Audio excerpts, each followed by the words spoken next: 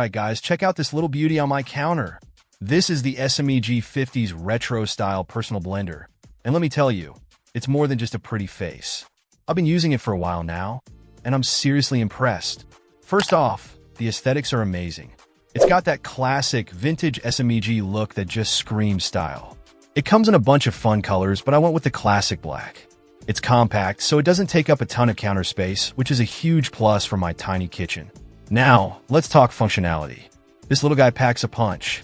It's got a 250-watt motor and 2 speed settings controlled by this super cool backlit knob. It's so satisfying to click it.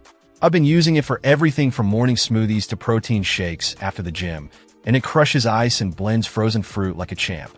No chunks, just perfectly smooth goodness. It comes with two 600 milliliters BPA-free Trident bottles, which is awesome. They're durable, easy to clean, and the perfect size for a single serving.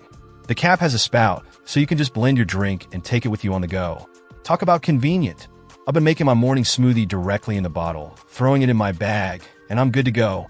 No more transferring to a separate cup, which saves time and dishes. Winning.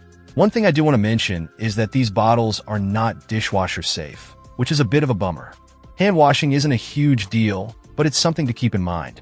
Also, while the motor is powerful enough for most blending tasks, it might struggle with really tough ingredients like nuts or seeds.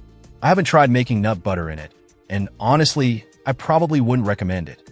This is definitely more geared towards smoothies and shakes. But honestly, those are minor quibbles. Overall, I'm absolutely loving this SMEG blender. It's stylish, powerful, and super convenient. It's definitely an investment, but if you're looking for a high-quality personal blender that looks as good as it performs, I highly recommend checking this one out. It's become a staple in my kitchen, and I don't see that changing anytime soon. So yeah, 2 thumbs up from me.